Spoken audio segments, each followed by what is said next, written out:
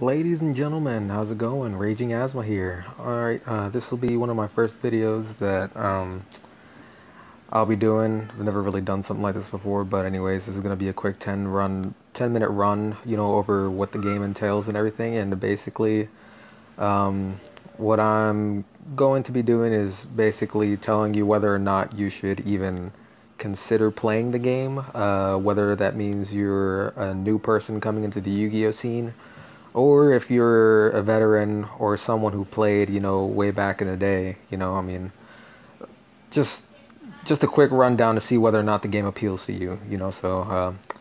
Anyways, without further ado, this is Yu-Gi-Oh Duel Links. So let's go ahead and begin. As you can see, this is a startup screen. We'll go ahead and initiate the link. This is an account that I've been working on for about, I think it's been like 24 days now. But anyways, game starts off with a tutorial and everything. And you're basically given either Kaiba or Yugi to start off with. You can pick either or. Later on in the game, whichever one you decide, whichever one you don't unlock, you will unlock later on. So don't worry too much about that. But basically, this is just gonna be a quick rundown about of the game and whatnot. So the game does run a little bit differently than the physical TCG, and by that I mean the duels run with a 3 monster and 3 spell and trap zone. So it's not 5 like the physical TCG is, and I think the main purpose for that is to basically keep the duels like nice and short. Also, there's a smaller card pool in the game. So I will just go here to the card studio and show you guys real quick. You got your deck editor, card catalog, customization, deck board. This is a new feature they just recently added. Won't get into that, but anyways, go to deck editor. Here you have all the characters you unlock. Yeah, yes, you can unlock all these characters. We'll go ahead and just click on Kaiba's deck for now. This is the deck that I started off with. Been editing it, as I went along, and gathered some new cards and stuff. But you go here, click on edit deck. It'll show you a huge list here of all the cards that you've collected, and I mean that's pretty much it, really. You got your spells, traps, monsters, and the good thing about this game, especially if you're a veteran player, is that I would say that it appeals to the audience that has been playing this game for years. Because the game has a small pool of cards, and it excludes anything like synchro summons and beyond. Just the complicating summons that for some reason Konami decided to release. but yeah, so this is your deck editor. You can edit your deck. The game for the decks really it only uses 20 cards per deck. You can use more, up to 30, but highly recommend you use the minimum 20, because you'll get a lot more consistent draws that way. Let's see. Now, I started playing the game back when I was like high school. I collect the cards, play the game a lot and stuff. So, for me, coming onto this game, I'm not gonna lie, the three monster, 3 spell and trap zone, I was a little skeptical about. I really wasn't digging it. I just wasn't digging the idea at all.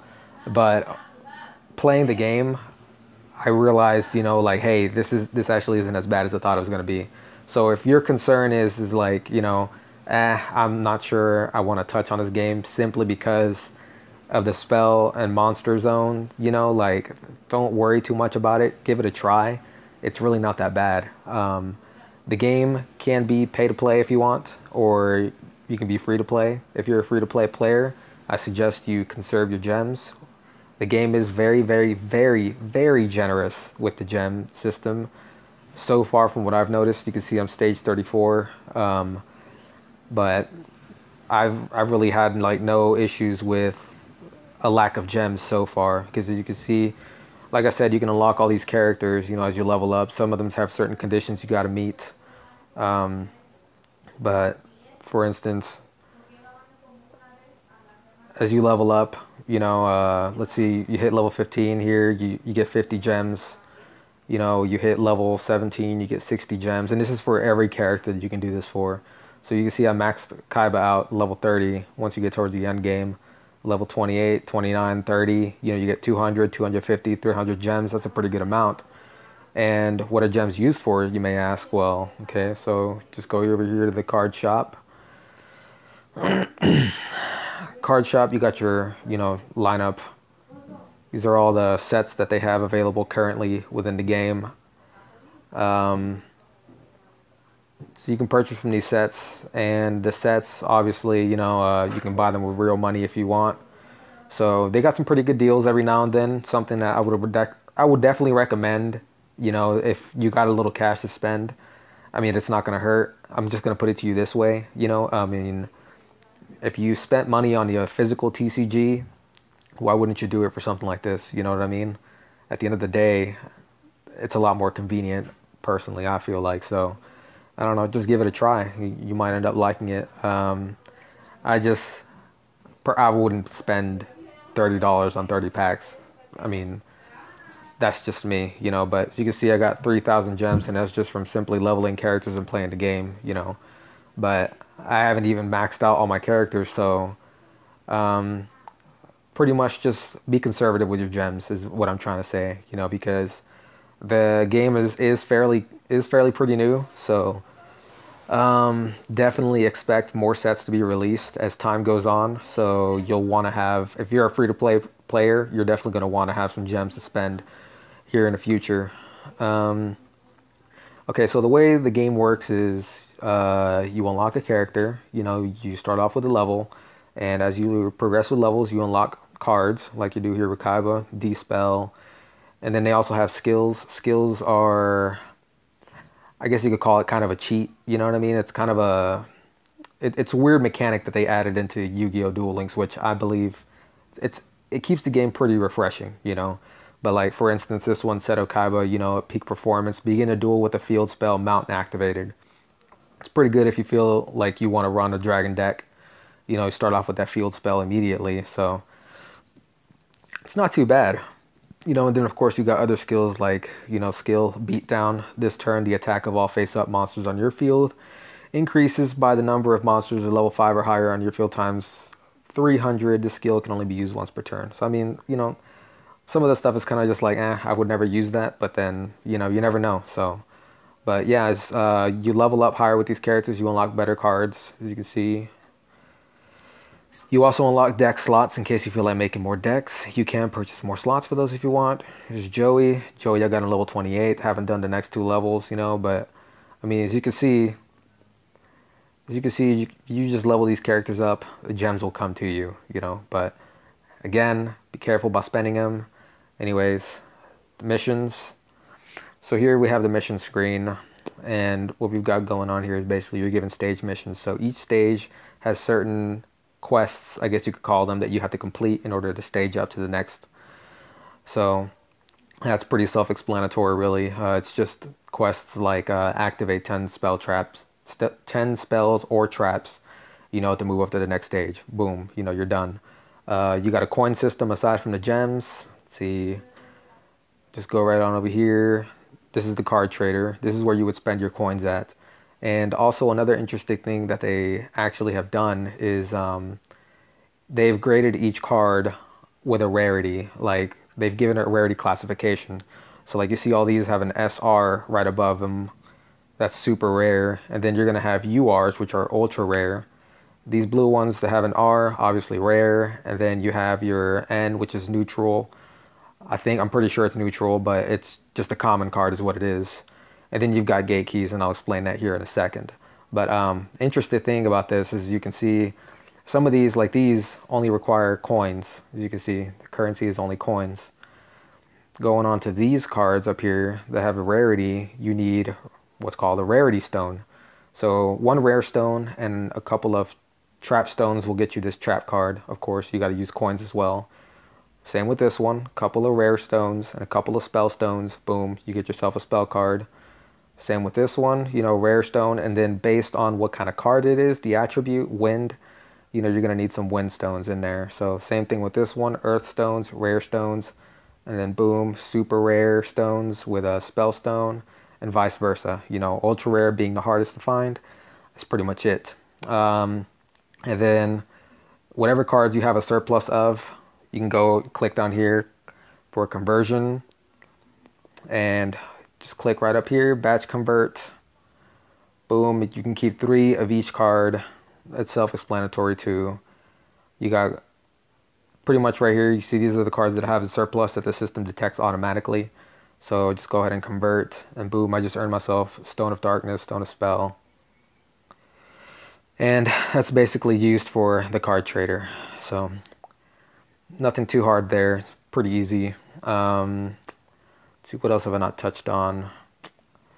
Oh, the gate.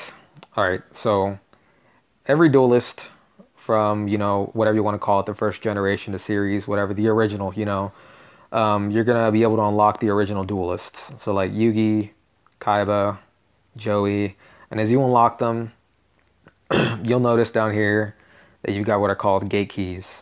These are regular gate keys right here, and then these are the specific gate keys that you need to unlock or to battle these characters.